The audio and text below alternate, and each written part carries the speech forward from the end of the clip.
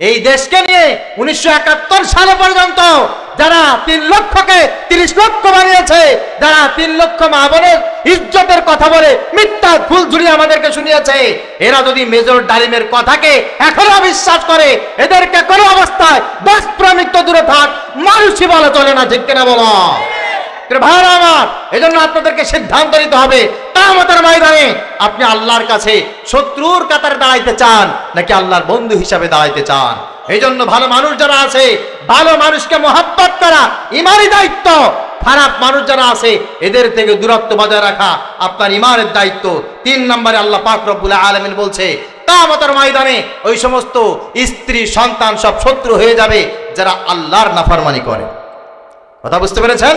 আপনার ছেলে যদি নামাজ পড়তে না চায়, আপনার মেয়ে পর্দা করতে যদি না চায়, প্রয়োজনে তাদের পরিচয় বাদ দিয়ে দেবেন, তবুও তাদেরকে দিন থেকে দূরে থাকবে, আপনার সাথে একসাথে থাকবে। এটা আপনি কোনো অবস্থায় মেনে নিতে পারেন? কোরআনুল কারীমের ভিতরে আল্লাহ পাক রব্বুল আলামিন সূরা হুদের ভিতরে চমৎকার করে মহান রব বর্ণনা করেন হযরত নূহ আলাইহিস সালাতু ওয়াস সালামের কথা। হযরত নূহ আলাইহিস সালাতু ওয়াস সালাম কিস্তি বানাইলেন। কিস্তিতে উঠার আগে তার প্রিয়তমা স্ত্রীকে ডাক দিয়ে বলছেন, শোনো, আল্লাহ পাক রব্বুল আলামিন এখানে উঠতে বলেছেন।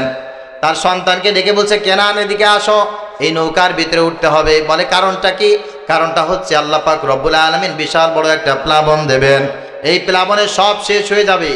স্ত্রী আর সন্তান বলছে, বাবা, তোমার আল্লাহ যত বড় প্লাবন দেবে আমরা তার চাইতে অনেক উপরে চলে যাব, উঠতে উঠতে আমরা পাহাড়ের চূড়ায় চলে যাব। বাবা, তোমার কোনো টেনশন নাই, তোমার আল্লাহ সুনামি দিয়ে বন্যা দিয়ে আমাদেরকে ক্ষতি করতে পারবে না।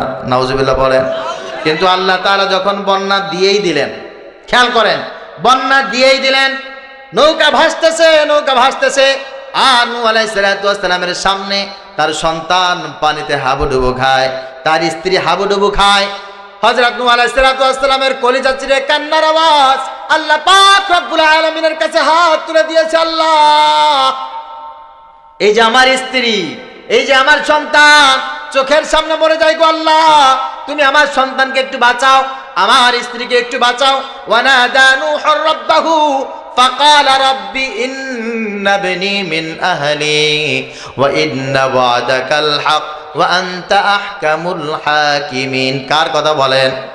আল্লাহ বলেন, নূহ আলাইহিস সালাতু ওয়াস সালাম বলে, ইয়া রাব্বি ইন্না বনি মিন আহলি, হে আমার রব, এই যে আমার সন্তান, এই যে আমার স্ত্রী, আমার স্ত্রীকে বাঁচাও, সন্তানকে বাঁচাও।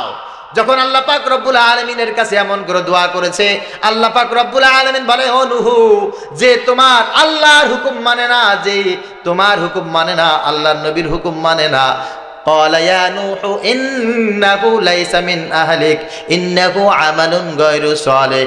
ও নূহ, ও কোনোদিন তোমার স্ত্রী হতে পারে না, ও কোনোদিন তোমার সন্তান হতে পারে না। আল্লাহু আকবার। এই স্ত্রীর পরিচয় দিও না, এই সন্তানের পরিচয় দিও না, কারণ 2 দিন পরে এই স্ত্রী, এই সন্তান তোমার বিরুদ্ধে অভিযোগ দিবে, আল্লাহ, আমার এই মা, আমার এই বাবা, আমার এই অভিভাবক আমাকে তোমার পথে না চলার জন্য বলেছিল, তোমার পথে চালানোর জন্য আমাকে উৎসাহিত করে নাই, শাসন করে নাই।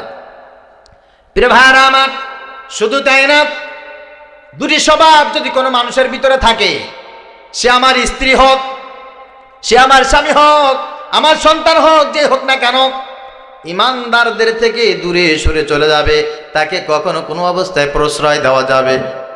কথা বলে। এখন তো বাবা মা গৌরব করে বলে, আমার ছেলে কলেজে পড়ে, একটা গার্লফ্রেন্ড থাকতেই পারে, ও একটু পিকনিকে যাবে, একটু আড্ডা দেবে, এটা কোনো ব্যাপার হলো?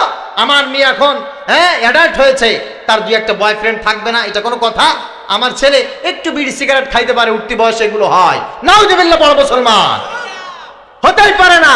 তার কারণ নবীজি সাল্লাল্লাহু আলাইহি ওয়াসাল্লাম বলেছেন, হযরত আবু বকর রাদিয়াল্লাহু তাআলা আনহুর কথা, খাসলাতান লা তাজমাআনি ফি মুমিনিল কলব আল বুখল ওয়া সুউল খুলক। নবীজি সাল্লাল্লাহু আলাইহি ওয়াসাল্লাম বলেন, তোমার অধীনস্থ যে ঈমানদারেরা আছে, তাদের ভিতরে কোনোদিন কোনো অবস্থায় 2টি গুণ যেন স্থান না পায়।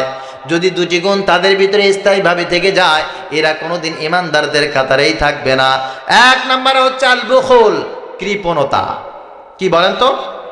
সবাই বলেন, কৃপণতা। অনেক সন্তান আছো, তোমার মায়ের জন্য, বাবার জন্য খরচ করতে চাও না, কৃপণ। আবার অনেক মা বাবা আছে সন্তানদের জন্য খরচ করতে চায় না, কৃপণ। স্ত্রীকে দিতে চায় না, একটু বেশি বেশি স্ত্রীকে দেবে তা দিতে চায় না, কৃপণ। এই কৃপণ যদি কোনো মানুষ হয়, তার ভিতর থেকে ইমানের নূর উঠিয়ে নেন একজন, তিনি কে? সুতরাং খুব বেশি কৃপণ যদি কেউ হয়ে যায়, তার থেকে আলাদা হয়ে যাও। বলে বাবা তোমার রাস্তা তুমি দেখো, আমার রাস্তা আমি দেখছি। 2 নম্বরে ওয়াসুল খুল, চরিত্রহীনতা, অশ্লীলতা যার ভিতরে থাকবে, এর সাথে ইসলামের কোনো সম্পর্ক, কথা বলেন, কোনো সম্পর্ক নেই, কোনো সম্পর্ক নাই। এজন্য আপনার মেয়ে যদি চরিত্রহীনা হয়ে যেতে থাকে, আপনার ছেলে যদি চরিত্রহীন হয়ে যেতে থাকে, আপনার স্ত্রী, আপনার অধীনস্থ যারা আছে, আপনার স্বামী যদি দেখেন চরিত্রহীনতার ভিতরে নিমজ্জিত হচ্ছে, আপনি সাথে সাথে প্রোটেকশন করবেন। যে অবস্থা আছেন ওই অবস্থায় যদি একেবারে নিয়ন্ত্রণ করতে ব্যর্থ হন, তাকে আপনি হাত থেকে ছেড়ে দেন। তা না হলে 2 দিন পরে ও আপনাকে জাহান্নামে নিয়ে যাবে, বলেছেন মুহাম্মদুর রাসূলুল্লাহ সাল্লাল্লাহু আলাইহি ওয়াসাল্লাম। প্রিয় ভাইরা আমার, আল্লাহ পাক রব্বুল আলামিন বলেন, এই স্বামী আর এই স্ত্রী যাদের ভিতরে স্বভাবগুলো থাকবে কিয়ামতের ময়দানে, ওরা তোমাদের শত্রু হয়ে যাবে, আদুওয়াল্লাকুম, তারা তোমার শত্রু হয়ে যাবে। আর সন্তানদের ভিতরে কিছু গুণের কথা আল্লাহ পাক রব্বুল আলামিন বলেন, লা তুলহিকুম আমওয়ালুকুম ওয়ালা আওলাদুকুম আন যিকরিল্লাহ। সন্তানকে ভালো সবাই বাসে। একটা গরু তার বাচ্চাকে মোহাব্বত করে, ভালোবাসে। একটা মুরগির বাচ্চা তার মা তাকে সেই পরিমাণ মোহাব্বত করে। একটা কুমিরের ডিমকে কুমির মোহাব্বত করে। একটা মাকড়সা তার বাচ্চাকে মোহাব্বত করে। একটা ছাগল তার বাচ্চাকে ছানাকে মোহাব্বত করে। একটা কুকুরও তার বাচ্চাকে মোহাব্বত করে, বিড়ালও তার বাচ্চাকে মোহাব্বত করে। কিন্তু একটা মানুষও তার বাচ্চাকে মোহাব্বত করবে, এটা সত্য। এইটার জন্য ব্যাখ্যা বিশ্লেষণের কোনো দরকার নাই। তবে আল্লাহ পাক রব্বুল আলামিন বলে, খবরদার, ভালোবাসা আর মোহাব্বত তোমাকে যেন আল্লাহর পথ থেকে দূরে সরায় না নাই। সেটা কেমন? অনেকে তো সন্তানকে মাদ্রাসায় দিতে চায় না, দূরে রাখতে চায় না, কলিজার ভিতরে একেবারে রেখে দিতে চায়। রমজান মাসে সাহারিতে ডাকতে চায় না, আছে না নাই? শীতের দিনে নামাজে উঠাইতে চায় না, সন্তানের কষ্ট হবে সেই জন্য না। আল্লাহ বলছেন, লা তুলহিকুম আমওয়ালুকুম ওয়ালা আওলাদুকুম আন যিকরিল্লাহ।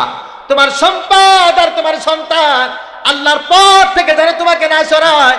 ওই সন্তানকে যদি তুমি আল্লাহর পথ থেকে মুহাব্বতের কারণে, ভালোবাসার কারণে দূরে সরায় দাও, কিয়ামতের ময়দানে ওই কিন্তু জান্নাত থেকে তোমাকে আস্তে আস্তে করে দূরে সরায় দিয়ে যাবে।